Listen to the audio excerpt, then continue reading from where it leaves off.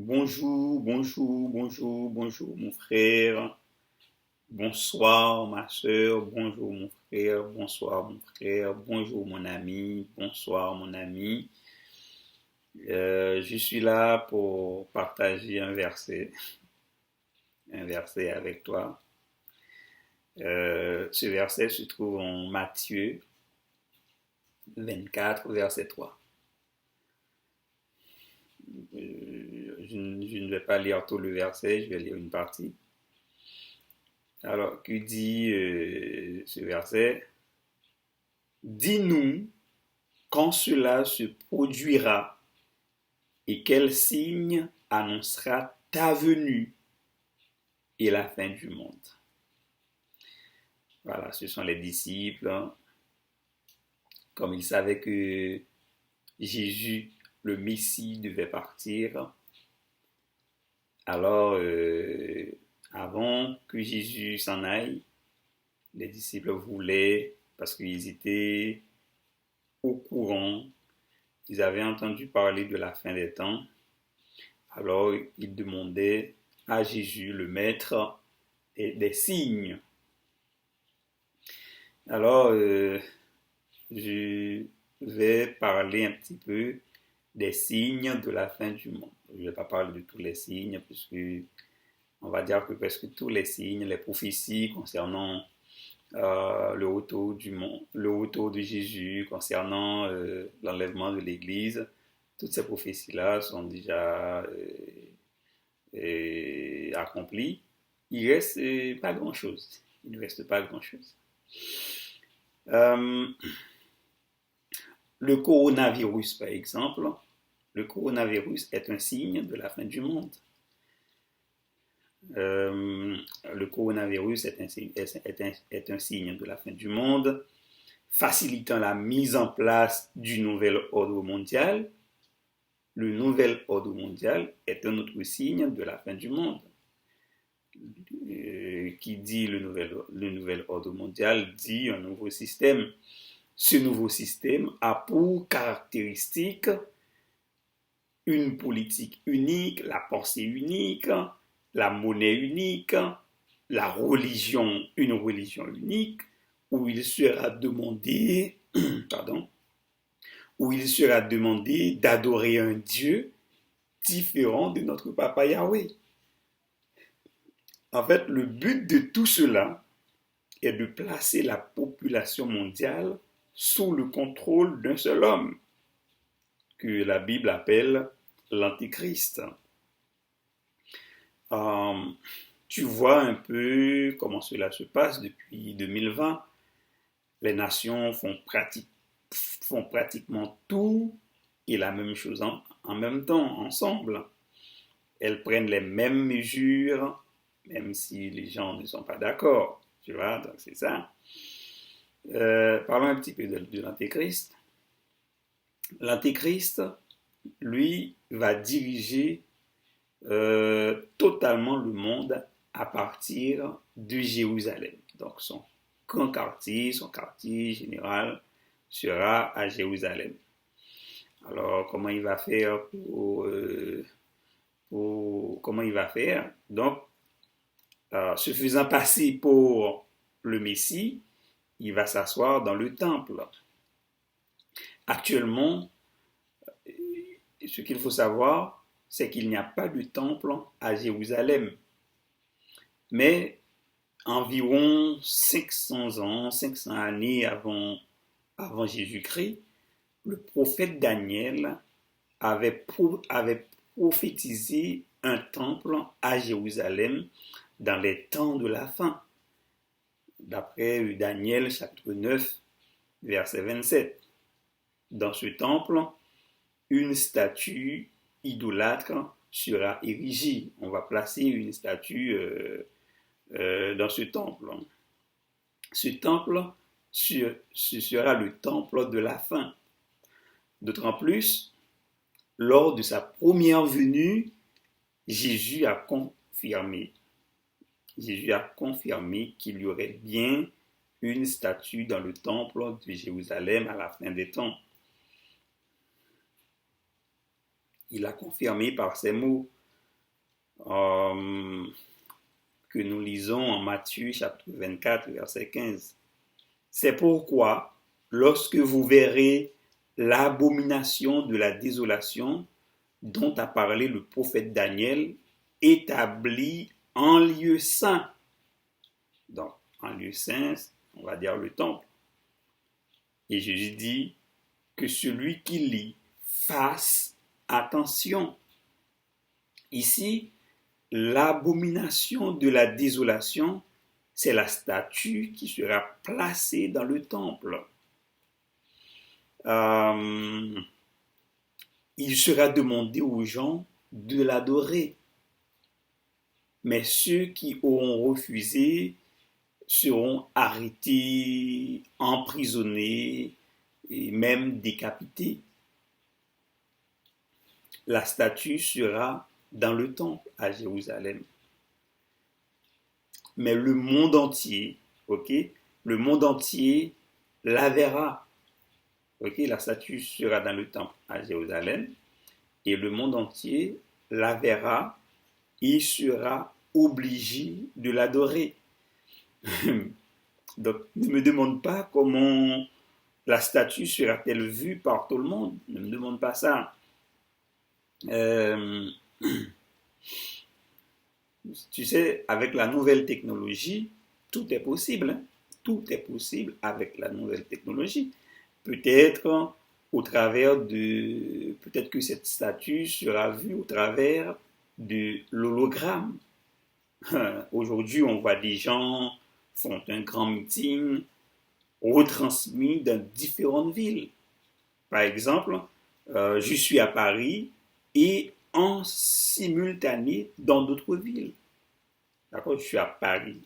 Je donne un exemple, je suis à Paris maintenant. Et grâce à l'hologramme, je suis dans d'autres villes. On voit mon image comme si c'était moi, pour de vrai. Donc, tout est possible. Alors,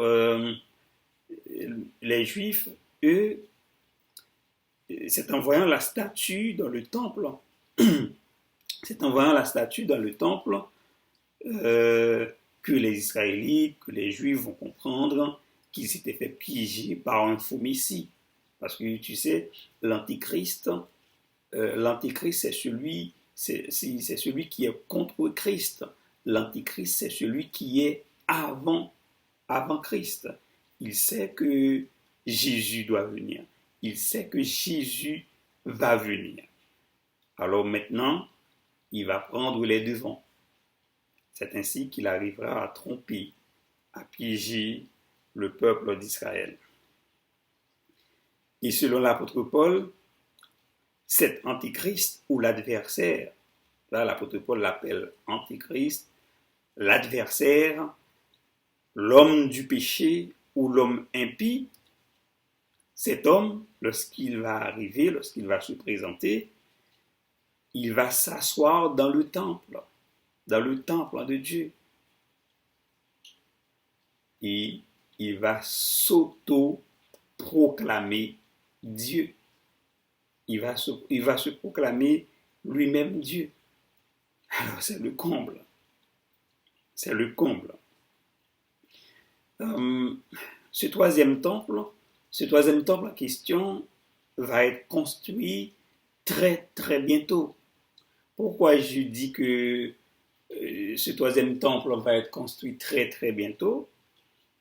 Je me souviens de lorsque Donald Trump était président, il était allé à Jérusalem où les Juifs lui ont présenté la maquette du troisième et dernier temple où l'Antichrist va s'installer.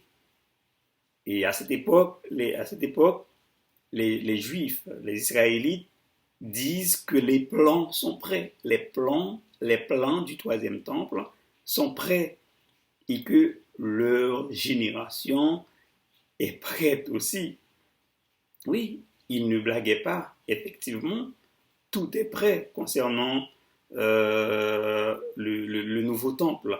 L'emplacement du temple, les ustensiles, les vases, le chandelier à 7 branches, l'autel des sacrifices, le voile séparant le lieu saint du lieu très saint, les génisses rousses pour la purification des prêtres, les futurs prêtres de la famille d'Aaron, on les a recherchés, les descendants d'Aaron, parce que nous savons que dans l'Ancien Testament, les prêtres qui étaient au service de Dieu, c'était des Lévites, des descendants d'Abraham, des descendants d'Aaron. Eh bien, on a cherché, on les a retrouvés. Et ces prêtres, actuellement, ils sont en train de s'entraîner, quoi. Ils s'entraînent pour servir dans le nouveau temple, le dernier temple de la fin. Donc, on n'a pas encore construit le temple, ils attendent tout simplement l'ordre.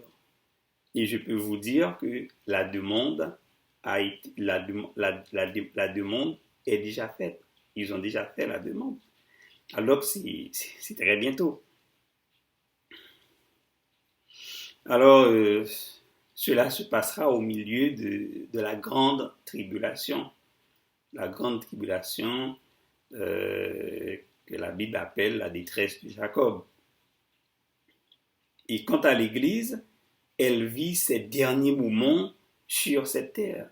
L'Église est en train de vivre ses derniers moments sur la terre. Pourquoi j'ai dit ça? Parce que l'Église va être enlevée très bientôt. L'Église va être enlevée très, très, très, très bientôt. L'Église ne connaîtra pas la grande tribulation. Et si quelqu'un veut ne pas traverser cette année de tribulation, si quelqu'un veut ne pas traverser, ne pas vivre c'est cette année de détresse, c'est cette année d'angoisse, c'est cette année catastrophique, c'est cette année désastreuse. Si quelqu'un veut ne pas vivre, ne pas traverser cette année, ok, si quelqu'un veut ne pas connaître ce temps sombre, et je peux vous dire que ça s'accélère, ça s'accélère, le temps sombre s'accélère depuis 2 ans. Et la guerre, et ce n'est pas la guerre qui va arranger les choses. Ok? Il y aura très bientôt une crise économique mondiale. C'est des moments, en fait, c'est des moments compliqués qui sont en train d'arriver. Alors, comment y échapper? Mais la seule condition, c'est d'avoir Jésus dans sa vie. C'est d'avoir Yeshua dans sa vie comme sauveur, comme Seigneur. Oui, il ne reste pas beaucoup de temps. L'enlèvement de l'Église peut avoir lieu aujourd'hui même. L'enlèvement de l'Église peut avoir lieu ce soir ou demain ou dans un futur très très très proche. Alors maintenant, repens-toi maintenant. Repens-toi maintenant. Ne remets pas à demain ce que tu peux faire aujourd'hui. Aujourd'hui, c'est ton jour. Aujourd'hui, c'est ton jour. Le jour du salut. Aujourd'hui t'appartient. Et comme tu ne sais pas ce qu'il va se passer demain, je te conseille de recevoir Jésus dans ta vie maintenant. C'est-à-dire que si tu n'as pas Jésus, reçois-le maintenant. Et toi qui as Jésus, ou peut-être que tu as l'habitude d'aller à l'église, tu as l'habitude de visiter les églises, mais c'est maintenant qu'il faut mettre ta vie en règle. Parce que l'enlèvement de l'église, c'est bientôt, très très bientôt. reçois Jésus, le Fils unique de Dieu, afin que tu sois sauvé. Amen, c'est la vérité. Alléluia, alléluia. Alors je prie pour toi en ce moment. Père Céleste, je te demande d'attirer beaucoup plus de gens à Yeshua, ton Fils, pour le salut de leur âme. Jésus est le seul sauveur du monde, car, dit la Bible en Acte 4, verset 12, il n'y a de salut en aucun autre, car il n'y a sous le ciel aucun autre nom qui ait été donné parmi les hommes par lequel nous devions être sauvés.